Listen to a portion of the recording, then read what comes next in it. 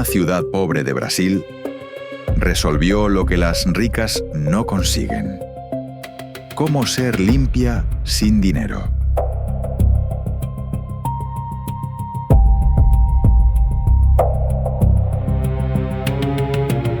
Casi todas las ciudades del mundo dicen ser verdes. Tienen un plan, una fecha, un eslogan. Muy pocas han cambiado de verdad. Porque hacerlo no se consigue con campañas, sino con decisiones aburridas y repetidas durante décadas. Quitar plazas de aparcamiento, enterrar tuberías, cambiar autobuses, plantar árboles. Cosas que no salen en los folletos. Hoy recorremos 20 ciudades repartidas por los 5 continentes. Las que mejor lo han hecho, las que se reinventaron desde cero y las que lo intentaron con todo el dinero del mundo. Y aún así, fracasaron. ¿Qué decidieron? ¿Qué les funcionó? ¿Y qué nos enseñan sobre la distancia que hay entre prometer un futuro limpio y construirlo?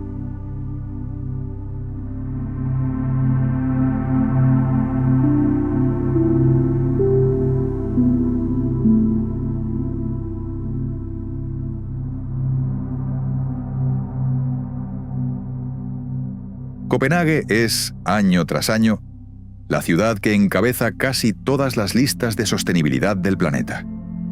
Y tiene el dato que mejor lo explica. Más del 60% de sus habitantes va al trabajo o a clase en bicicleta. No por deporte ni por moda. Porque es, sencillamente, la forma más rápida y normal de moverse por la ciudad. Tiene canales tan limpios que la gente se baña en pleno centro. Tiene una central de basura, Copenhill, con una pista de esquí en el tejado. Y desde 2009 tenía la promesa más ambiciosa de todas: ser la primera capital del mundo en alcanzar la neutralidad de carbono, en 2025. No lo consiguió. En 2022, la ciudad admitió públicamente que no llegaría a tiempo. El plan dependía de capturar el CO2 de su planta de residuos. Y la financiación para esa tecnología no llegó. Copenhague había reducido sus emisiones en torno a un 75 a 80%. Una cifra que casi ninguna otra ciudad alcanza. Pero ese último tramo, el más difícil, se le resistió. Y ahí está lo interesante. La ciudad más verde del mundo no mintió ni maquilló los números. Dijo la verdad y movió la fecha. Esa honestidad, en este tema, es casi tan rara como el éxito.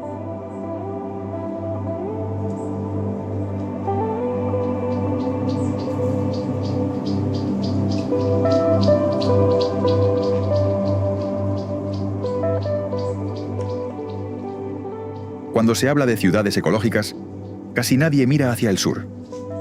Curitiba, en el sur de Brasil, cambió eso hace medio siglo.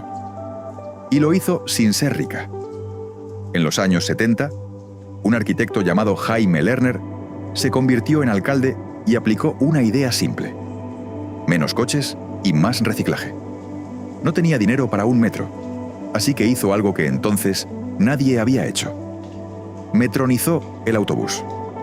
Carriles exclusivos, estaciones tubo con pago anticipado, una tarifa única. Era 1974. Y acababa de inventar lo que hoy el mundo llama Bus Rapid Transit, copiado por cientos de ciudades. Pero su golpe maestro fue la basura. En los barrios pobres, donde los camiones no llegaban, lanzó un programa llamado Basura que no es basura. Los vecinos entregaban sus residuos reciclables y a cambio recibían comida fresca o billetes de autobús.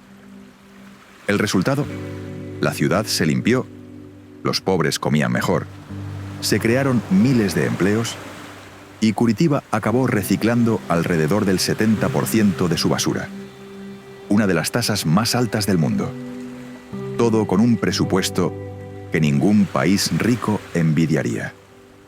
Curitiba demostró que la sostenibilidad no es un lujo de ricos, es, sobre todo, una cuestión de imaginación.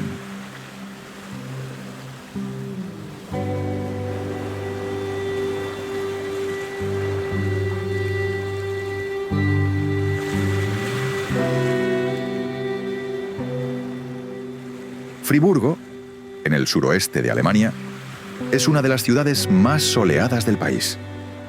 Y decidió hacer algo con ese sol. Hoy la llaman la ciudad solar. Tiene placas fotovoltaicas en casas, escuelas, iglesias e incluso en el estadio de fútbol. Pero lo extraordinario está en uno de sus barrios, Vauban. Construido sobre una antigua base militar francesa, Vauban es uno de los experimentos urbanos más radicales de Europa. Allí viven unas 5.000 personas, y la mayoría no tiene coche. No porque esté prohibido, sino porque la vida está diseñada para no necesitarlo. Todo queda a distancia de paseo, hay un tranvía hasta el centro, y si quieres tener coche, debes aparcarlo en un garaje en el borde del barrio y pagar por la plaza. El dato lo dice todo. En Vauban hay unos 82 coches por cada 1.000 habitantes. En el conjunto de Alemania, esa cifra ronda los 550. Más de la mitad de quienes se mudan allí venden su coche al llegar. Y muchas de sus casas, como las del llamado barco solar, producen más energía de la que consumen y venden el sobrante a la red. Un barrio donde la electricidad sobra y los coches faltan.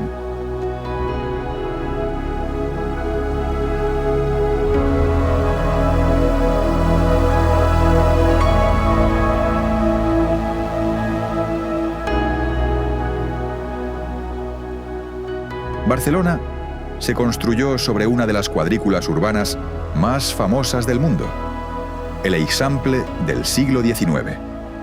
Manzanas perfectas con las esquinas cortadas en chaflán. Durante más de un siglo, esas calles se llenaron de coches y de uno de los aires más contaminados de Europa. Hace unos años, la ciudad empezó a recuperarlas con una idea sencilla y radical: la supermanzana.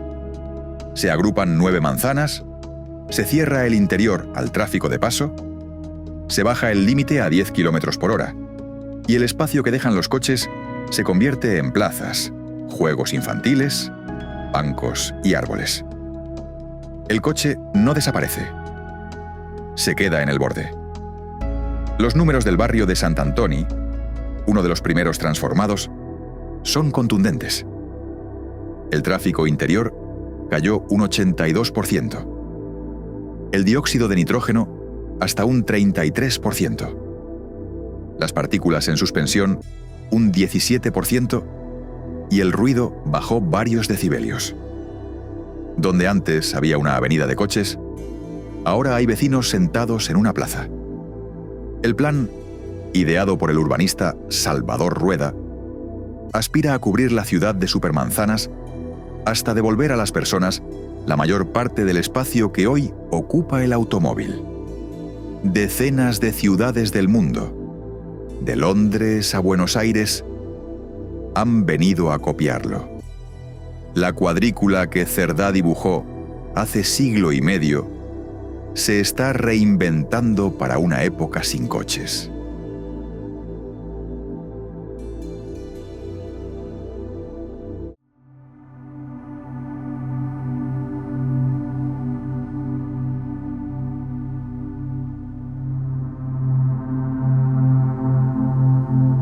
Hace poco más de un siglo, Islandia era uno de los países más pobres de Europa, dependiente del carbón importado para no congelarse.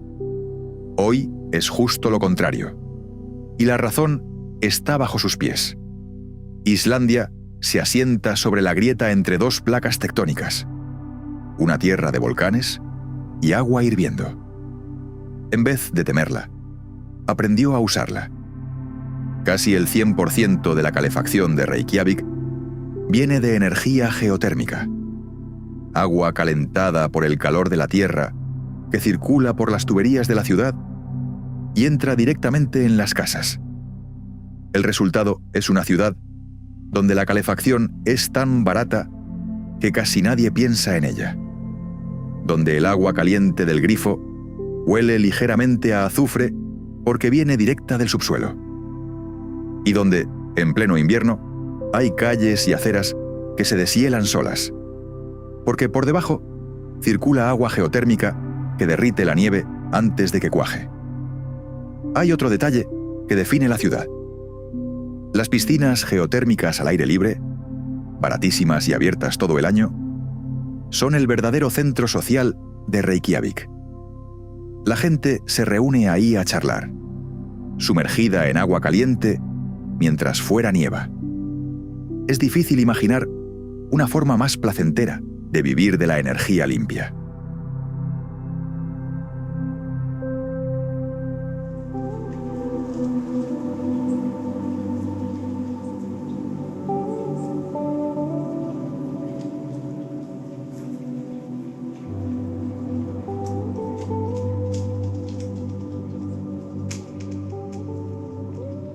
Singapur es uno de los lugares más densos y urbanizados del planeta.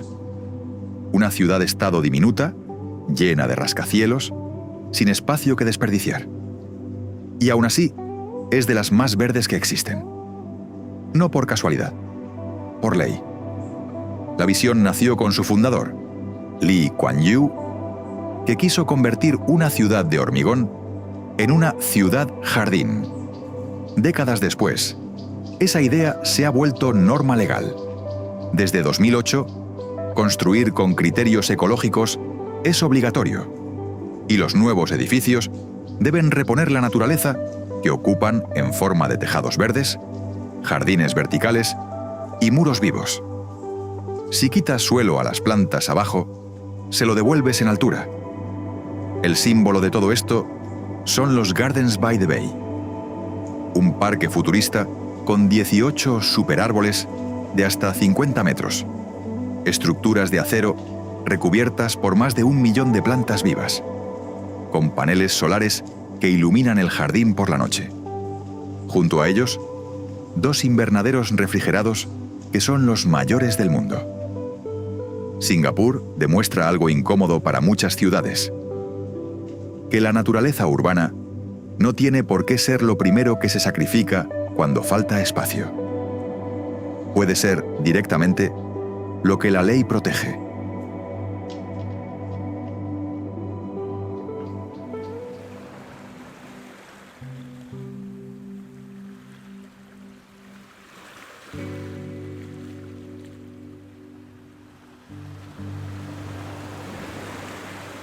Durante décadas, París se organizó alrededor del coche. Sus orillas del Sena eran autopistas, sus plazas, aparcamientos y su aire uno de los peores de Europa. En la última década, la ciudad decidió darle la vuelta a todo eso, y lo ha hecho con una velocidad que ha sorprendido al mundo. La idea que lo ordena todo es la de la ciudad de los 15 minutos, del urbanista Carlos Moreno, que todo lo esencial, trabajo, escuela, comercio, médico, parque, quede a 15 minutos a pie o en bici de casa. Para lograrlo, París ha hecho algo que parecía impensable: eliminar decenas de miles de plazas de aparcamiento. El plan es retirar unas 60.000 y sustituirlas por árboles, hasta 170.000 nuevos. Ha bajado el límite a 30 por hora en casi toda la ciudad. Ha cerrado al tráfico las orillas del Sena, jubilando una autopista de más de 40 años, y ha llenado la ciudad de carriles bici. ¿El resultado? Según la propia ciudad, la contaminación del aire ha caído cerca de la mitad en una década. Y el Sena se limpió tanto que volvió a poder usarse para nadar, algo prohibido durante un siglo. París demostró que una gran capital, vieja y enorme, también puede cambiar de piel. Solo hace falta decidir que la calle deje de ser para los coches.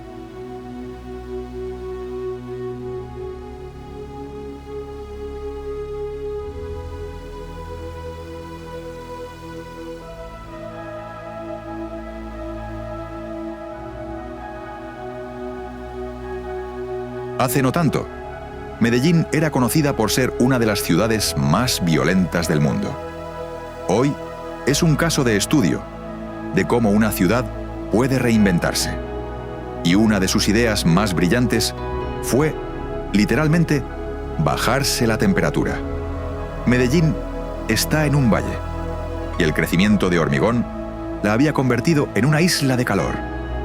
El asfalto y los edificios atrapaban el sol y la hacían cada vez más sofocante. La respuesta de la ciudad, desde 2016, fueron los corredores verdes. 30 franjas de vegetación a lo largo de avenidas y quebradas, plantadas con casi 880.000 árboles y 2,5 millones de plantas más. El efecto fue medible y rápido.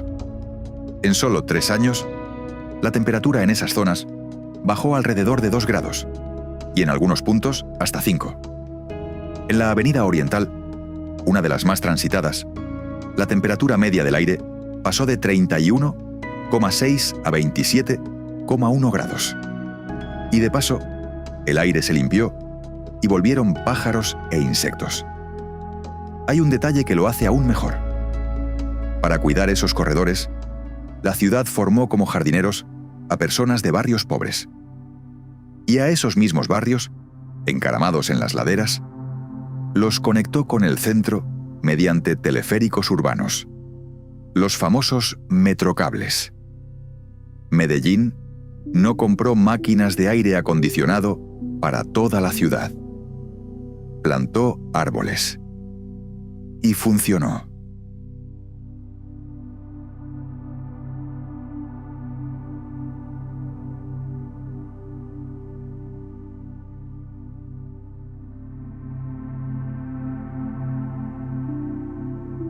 Oslo hizo algo que casi ninguna capital se atreve a hacer: quitar el coche del centro a propósito.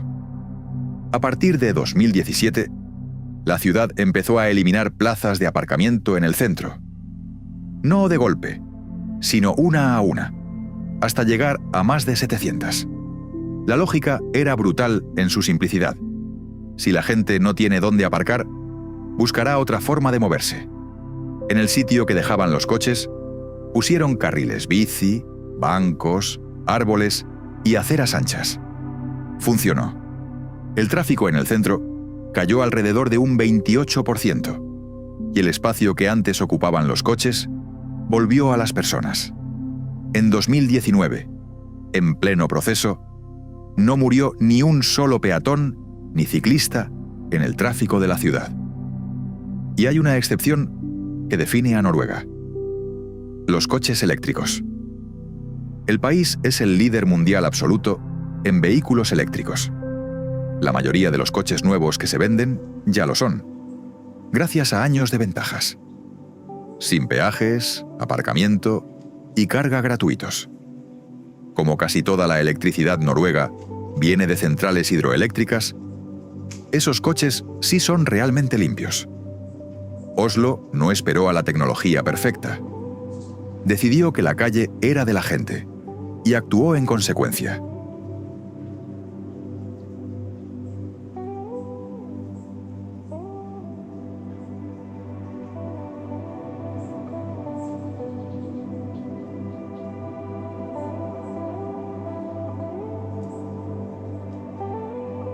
Estocolmo fue, en 2010, la primera ciudad en recibir el título de Capital Verde Europea. Lleva desde los años 90 convirtiendo la sostenibilidad en la columna de toda su planificación. Y su laboratorio más famoso es un barrio, Hammarby Sjöstad. Era una vieja zona industrial y portuaria, contaminada y degradada. La ciudad la imaginó primero como Villa Olímpica para unos juegos que no consiguió, y al perder la candidatura, decidió convertirla en otra cosa: un barrio diseñado para cerrar sus propios ciclos. Lo llaman el modelo Hammarby, y es casi un organismo. La basura que arde sirve para calentar las casas. El calor de las aguas residuales se reaprovecha. Los lodos del alcantarillado se convierten en biogás que alimenta cocinas y autobuses. La idea es que casi nada salga del barrio sin volver a usarse. ¿El resultado? Una comunidad de decenas de miles de personas, donde alrededor del 80% de los desplazamientos se hacen a pie, en bici o en transporte público, y con la mitad del impacto ambiental de un barrio convencional. Hammarby no es perfecto. No llegó del todo a sus objetivos, pero se convirtió en uno de los modelos de urbanismo sostenible más copiados del planeta. Una pequeña máquina de no desperdiciar.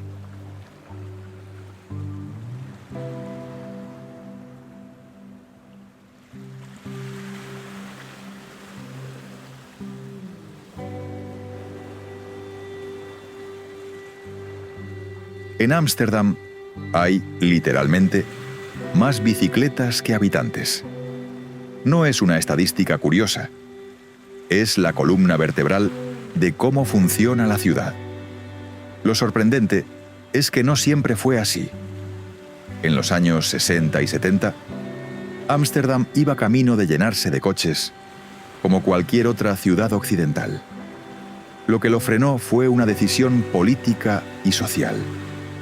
Protestas ciudadanas contra los accidentes de tráfico, sumadas a la crisis del petróleo, empujaron a la ciudad a rediseñarse alrededor de la bicicleta en lugar del automóvil. El resultado, medio siglo después, es una red de carriles bici tan completa y segura que montar es la opción por defecto para casi todo el mundo, a cualquier edad. No hace falta ser valiente ni deportista. La infraestructura hace el trabajo. Hoy la ciudad va más allá y se ha fijado una meta poco común: convertirse en una economía circular para 2050. Es decir, dejar de generar residuos reutilizando casi todos sus materiales. Una ciudad que ya resolvió cómo moverse sin coches, intenta ahora resolver cómo vivir sin tirar nada.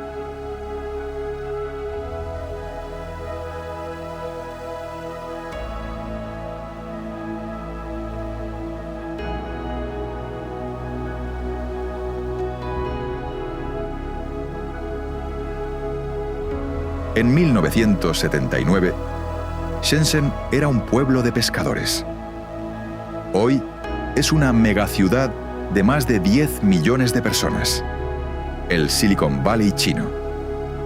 Y en mitad de ese crecimiento vertiginoso, hizo algo que ninguna otra gran ciudad del mundo había logrado, casi sin que nadie se diera cuenta.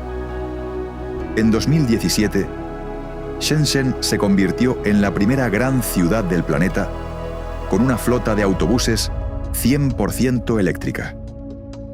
16.359 autobuses sin una sola gota de diésel.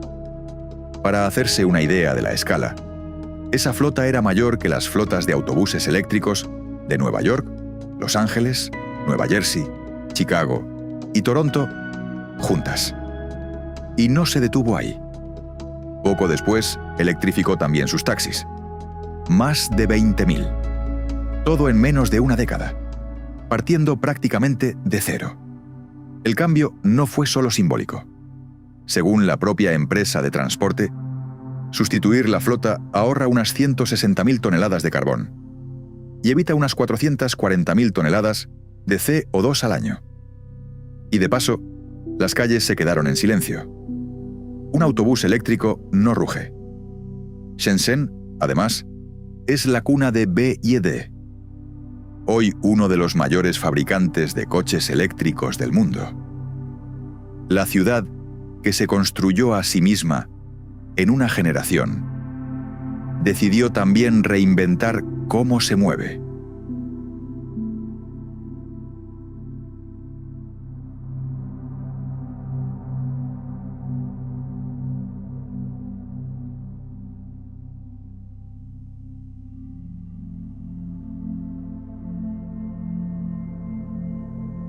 En un continente construido alrededor del coche, Vancouver es la excepción. Es, de forma sistemática, la ciudad más sostenible de Norteamérica. Y lo logra apoyándose en una ventaja enorme. Alrededor del 98% de su electricidad viene de fuentes renovables, sobre todo hidroeléctricas. Pero su rasgo más característico es la relación con la naturaleza, que aquí no está enfrentada a la ciudad, sino metida dentro de ella. En pleno centro está Stanley Park, un bosque urbano más grande que muchos parques nacionales pequeños, rodeado de mar por casi todos sus lados. Desde el centro financiero se ven montañas con nieve. Vancouver lanzó hace años un plan para convertirse en la ciudad más verde posible, con objetivos concretos en transporte, residuos y edificios de bajo consumo. Y aunque, como casi todas, no cumple cada meta a rajatabla, mantiene algo difícil en Norteamérica: una cultura urbana donde caminar, pedalear y vivir cerca de la naturaleza se considera normal, no un sacrificio. Es la prueba de que el modelo verde no es exclusivamente europeo ni asiático. Solo requiere decidir que la ciudad sirva para vivir, no solo para circular.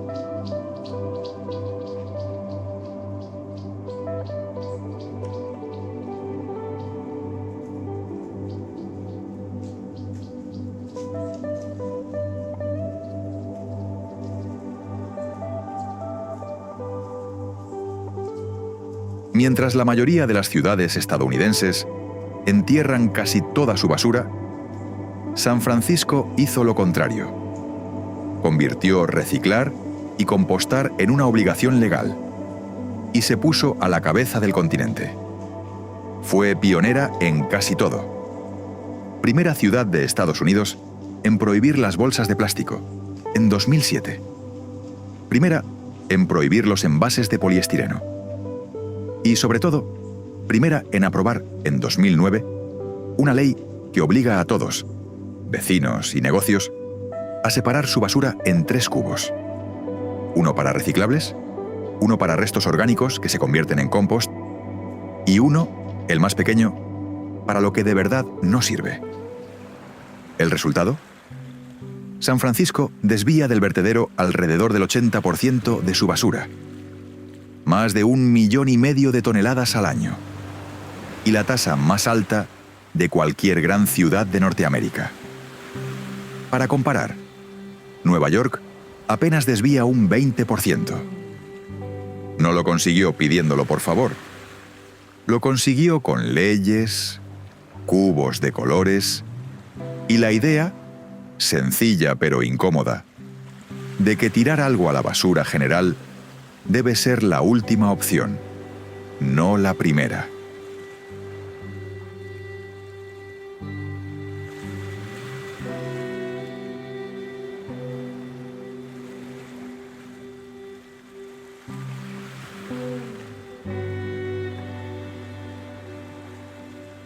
Ljubljana, la pequeña capital de Eslovenia, es una de las grandes sorpresas verdes de Europa.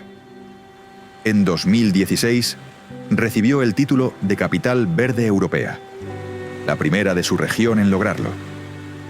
Y lo más asombroso es lo rápido que cambió. A partir de 2007, la ciudad tomó una decisión drástica: cerrar al tráfico todo su centro histórico. Donde antes pasaban coches a lo largo del río Ljubljanica, hoy hay una de las mayores zonas peatonales de Europa. Terrazas, puentes, gente paseando junto al agua. Para que nadie quedara excluido, la ciudad puso en marcha unos pequeños vehículos eléctricos gratuitos, los Cavalier, que llevan de un lado a otro a las personas mayores o con movilidad reducida. Ljubljana fue también una de las primeras capitales europeas en comprometerse con el objetivo residuo cero, separando y reciclando una proporción de su basura que muchas ciudades mucho más ricas no alcanzan. Es la demostración de que no hace falta ser una gran metrópoli con un presupuesto enorme. A veces, basta con una capital pequeña que decide simplemente devolverle su centro a la gente.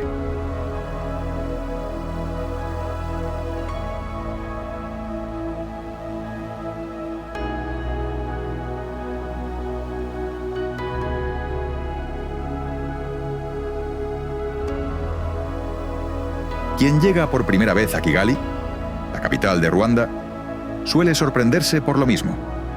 No hay basura en el suelo, en ningún sitio. Es, de forma recurrente, considerada la ciudad más limpia de África. Y detrás de eso, hay dos decisiones poco comunes. La primera, en 2008, Ruanda prohibió las bolsas de plástico de un solo uso, convirtiéndose en uno de los primeros países del mundo en hacerlo. La norma se aplica en serio. A quien llega al aeropuerto de Kigali, se le revisa el equipaje y las bolsas de plástico se confiscan en la aduana. La segunda es aún más singular. El último sábado de cada mes, por ley, el país entero se detiene. Es el Umuganda. Durante unas horas, las tiendas cierran, el tráfico se para y los ciudadanos salen a limpiar las calles, plantar árboles y construir o reparar cosas en su comunidad. La participación es obligatoria y se controla. Es un modelo discutible. Se apoya en la obligación, no solo en la voluntad. Pero el efecto es innegable. Una ciudad que mantiene limpias sus calles, porque limpiarlas es, literalmente, tarea de todos. Tanto que otros países africanos han empezado a copiar la idea.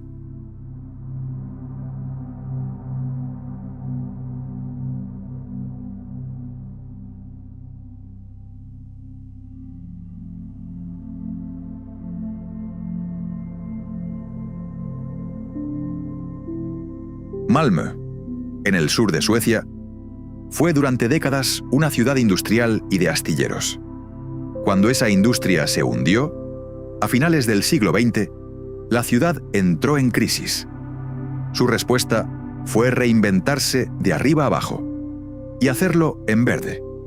El símbolo de esa transformación es el puerto oeste, Västra Hamnen, levantado sobre los terrenos de los viejos astilleros. Su primer barrio, llamado Bo 01, funciona con un 100% de energía renovable producida localmente. Viento, sol y calor almacenado en acuíferos bajo tierra. Sobre él se alza el Turning Torso, un rascacielos retorcido que se ha convertido en la postal de la nueva Malmö. Pero quizá lo más interesante está en otro barrio menos famoso, Augustenborg. Era una zona de vivienda social de los años 50, degradada y castigada por las inundaciones. En lugar de demolerla, la ciudad la transformó con tejados verdes, incluido un jardín botánico sobre los edificios y un sistema de canales abiertos que recoge el agua de lluvia y evita que las calles se inunden. Malmö no escondió su pasado industrial, construyó su futuro verde encima de él.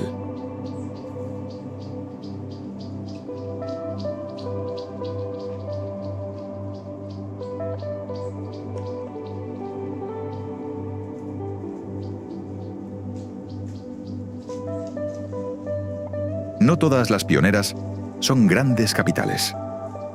Una de las más radicales es Växjö, una pequeña ciudad sueca de menos de 100.000 habitantes, de la que casi nadie ha oído hablar.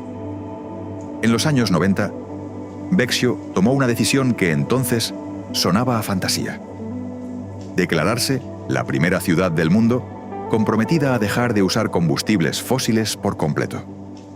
No para un futuro lejano y vago, sino como objetivo central de toda su política. Y lo fue cumpliendo poco a poco, sin grandes titulares.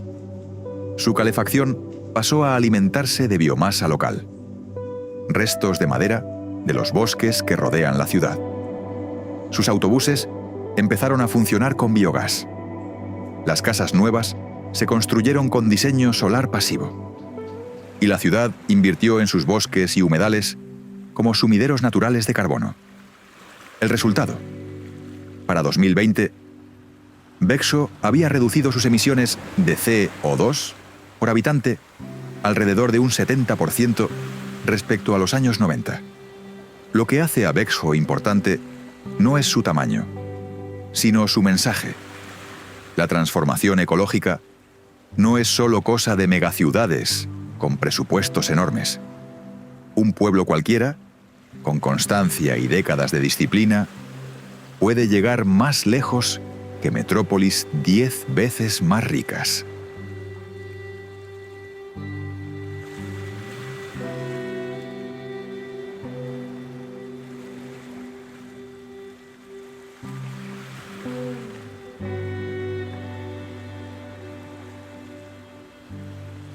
Y aquí empieza la otra cara de la historia. Las ciudades que no evolucionaron, sino que se inventaron enteras, desde una hoja en blanco. Songdo se construyó sobre marismas ganadas al mar cerca del aeropuerto de Incheon, con una inversión de unos 40.000 millones de dólares. Es la primera ciudad inteligente del mundo, levantada desde cero, pensada al detalle para ser eficiente. Su rasgo más asombroso: en Songdo no hay camiones de basura. Los residuos se tiran en unas bocas conectadas a tubos subterráneos que los succionan, en segundos, hasta una planta central que los separa y procesa. 500.000 de sensores controlan el tráfico, la energía y el agua. Más de 100 edificios tienen certificación verde y la ciudad consume alrededor de un 30% menos de energía que una equivalente. Hasta tiene una réplica de Central Park y canales que imitan a Venecia. Y sin embargo, 2 décadas después, muchos la describen con una palabra incómoda: fría. Una ciudad técnicamente impecable, a la que le costó atraer vida, comunidad, alma. Songdo demostró que se pueden diseñar los sistemas perfectos de una ciudad, pero que su espíritu no se construye con sensores.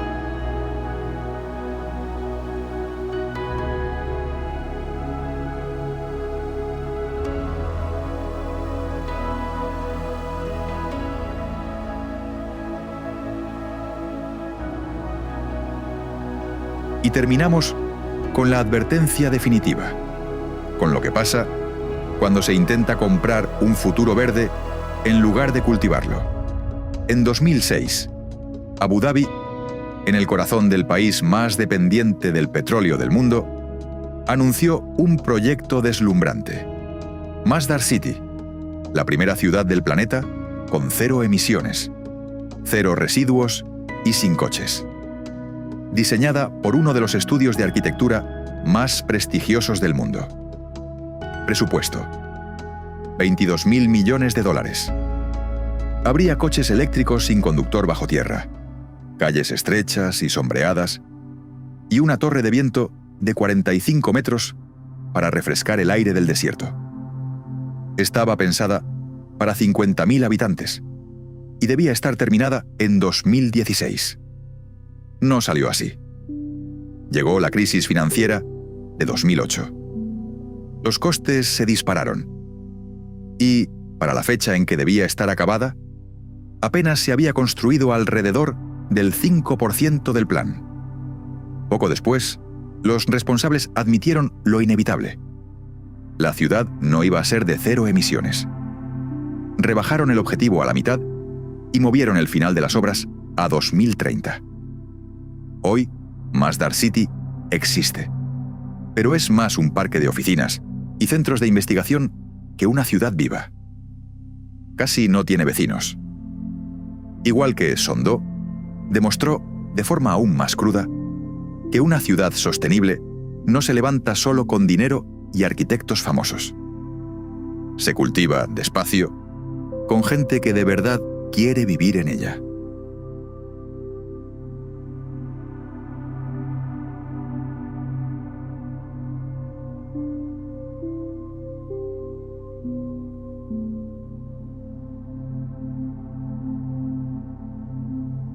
Copenhague con sus bicicletas, Curitiba con sus autobuses, Reykjavik con su volcán, Medellín con sus árboles, Shenzhen con sus autobuses eléctricos, Barcelona y París devolviéndole la calle a la gente.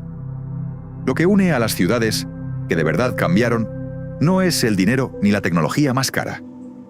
Es lo contrario de lo espectacular. Decisiones poco vistosas, repetidas con terquedad durante décadas. Quitar una plaza de aparcamiento, cambiar una tubería, plantar un árbol más, separar la basura en 3 cubos. Las que fracasaron, Masdar y en parte Sondó, casi siempre lo hicieron por el camino opuesto, intentando comprar de golpe, desde arriba, una ciudad perfecta que nadie pidió y en la que casi nadie quiso vivir. Y hasta la mejor del mundo, Copenhague, incumplió su propia promesa. Lo importante es que lo reconoció y siguió adelante.